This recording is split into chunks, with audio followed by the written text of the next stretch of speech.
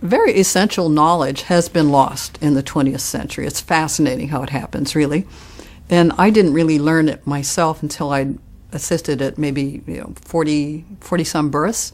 But I actually saw a woman, a very good friend of mine, go backwards in labor, very quietly went backwards. She was almost to the point, and this was her first baby, of opening enough to start pushing. And all that time she'd been, enjoying herself. She and her husband were good friends. We're sort of laughing and joking between, contractions, rushes, I'd rather call them, but yeah, whatever. And so then she became really quiet, very serious, and I started to wonder, where's this labor going? Because it was all kind of calming down. And I asked her if she'd mind if I rechecked, and I found out instead of being open this much, she was now back to here. I didn't know that was possible. I'd never read about it, never observed it.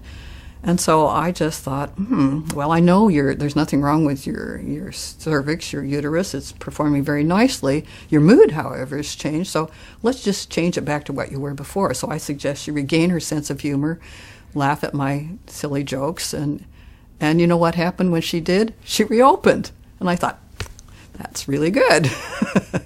So then I went looking for it in the books, because I think, if you have something that's a biological phenomena, you should be able to read about it, but it wasn't there.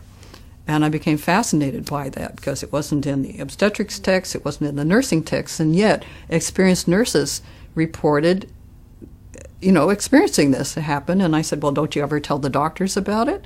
And they said, well, they always say we're wrong. And I thought, well, you're the ones that do all the checking, so it appears that because your salary isn't as high as theirs, they're saying you're wrong, when you are really the more experienced person. So it was only when I went into the 19th century books, when the doctors themselves were doing home births, that I found it, and it was in almost every textbook at that time. So I thought, that's something that is a product of when people were in their homes, and it was all on a more, person-to-person basis. Older doctors would tell the younger doctor, who would always be male, if you want the labor to go well, don't go in her room till the women let you in, because you'll stop the labor. And in some cases, the woman was on the point of the baby's head being born. The doctor shows up instead of the midwife, and that was the last pain she had for 2 weeks, or in one case, 19 days. And I thought, wow, this is big. And I thought, how do we explain this? And I thought, well, I think I'm going to call it sphincter law, because in women's cervix works much as the sphincters that we all know and experience, and we know quite well that you can't order them to open, and they don't open as well when we have a bunch of potentially hostile people threatening us with sharp instruments, and we just can't will. They're shy. So that's just one example, but there's another one that's really fascinating me recently, because we had a report in 2007 of a woman in North Carolina who it was only discovered that she wasn't pregnant at C-section. How did that happen? A combination of things. Most U.S. medical schools, it appears, have quit teaching their junior doctors to put their hands on women and to feel the abdomen for the growing uterus, which is quite palpable. But they go, we have these visual technologies, and they're such fun. I mean, ultrasound is such fun.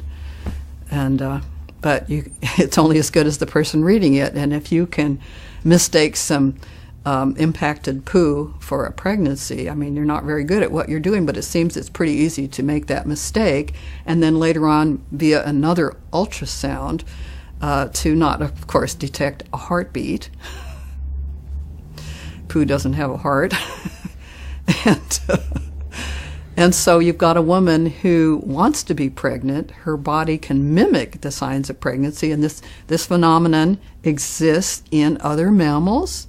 It doesn't mean we're crazy when we experience it, but it is called a false pregnancy, a spurious pregnancy, or pseudocyesis, and it's no longer in U.S.